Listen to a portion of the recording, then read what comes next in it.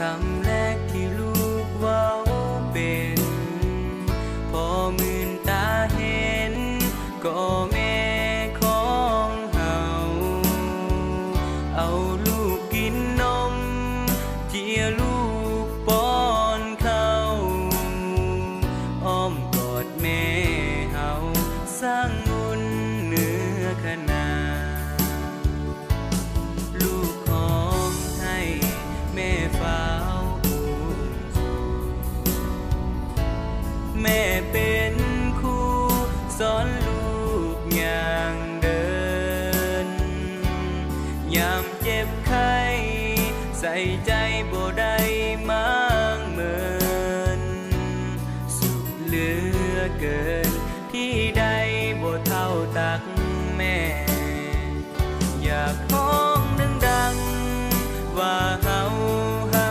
กแม่อย่ามัวแต่ปล่อยวันเวลาผ่านไปกอดแม่เฮาบอกแม่ว่าฮักเหลือใจลูกขออภัยในวันที่ผ่านมาลูกภูมิใจวันนี้ที่ได้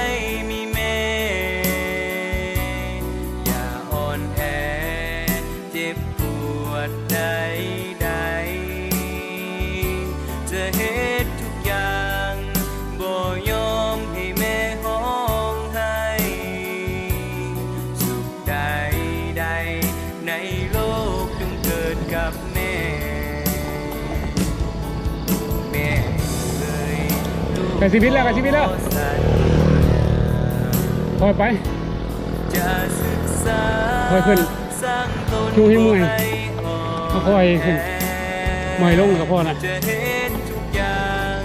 นี่เลือกพักนี่แหละก็ไม่ต้องค่อยเลยนะ พระคุณของแม่ สู้ๆสู้ๆสู้ๆ แก่อาศัยลูกภายภาคหน้า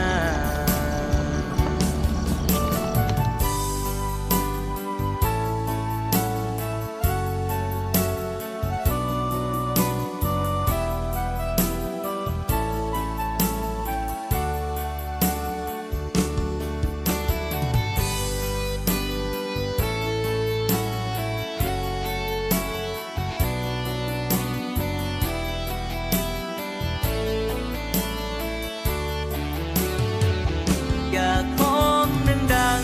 ๆว่าเฮาฮักแม่อย่ามัวแต่ปล่อยวันเวลาผ่านไป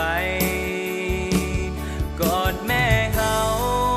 บอกแม่ว่าฮักเหลือใจลูกขออภัยในวันที่ผ่านมาลูกภูมิใจวันนี้ที่ได้มีแม่ อย่าอ่อนแอเจ็บปวดใดๆจะเฮ็ดทุกอย่างบ่ยอมให้แม่ห้องให้สุขใดๆในโลกจงเกิดกับแม่ แม่เอ่ยลูกขอสัญญาจะศึกษาสร้างตนบ่ให้อ่อน